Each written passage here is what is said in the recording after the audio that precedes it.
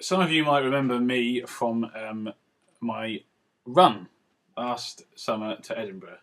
For those of you that don't remember, this beard might ring some bells. I thought I'd regrow it as a reminder to you all.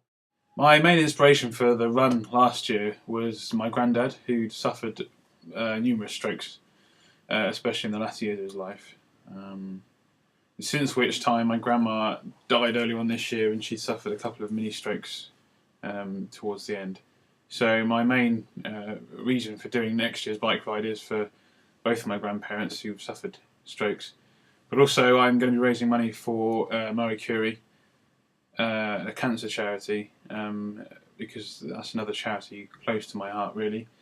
A lot of my friends have suffered at the hands of cancer, both directly and also their family members.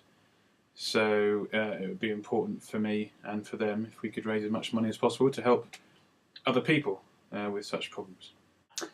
Because of the nature of the ride next year and the distance I'm going, things are going to have to obviously work a bit differently. I'm going to have to do without the Ride Derby Ride camper van. Lorraine Kelly's picture obviously won't have anywhere to go, and I won't be able to carry CVS around with me to be my joke-telling friend. His jokes were so great. Oh, your jokes really were great, Chris.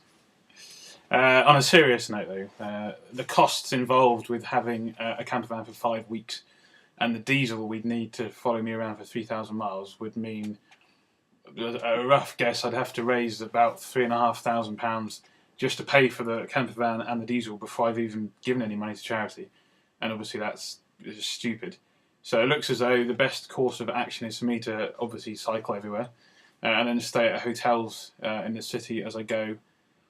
And it should work out quite a lot cheaper. To try and save the costs and give as much of the money I get as possible to charity, I am now going to list all the cities in England, Wales, Scotland and Northern Ireland, and I can't believe I had to look at the computer screen to work out which countries were in the UK. Good start, Andrew. I'm going to list them all, and if any of you live in and around any of those cities and you would be happy to have smelly old me stay over at your house, it would be brilliant if you wouldn't mind, because it would obviously save some money and the charities would get it. So here we go. Here's the list of all the cities in England, which I've obviously remembered. It just, I look that way sometimes when I'm on camera. So, we've got Bath, Birmingham, Bradford, Brighton and Hove.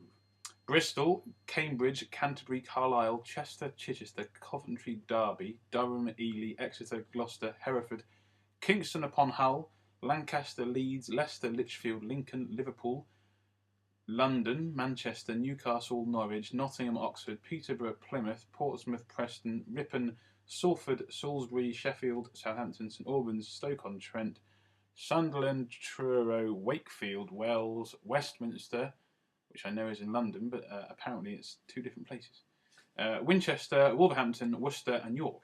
In Wales we've got Bangor, maybe later, Cardiff, Newport, St David's and Swansea.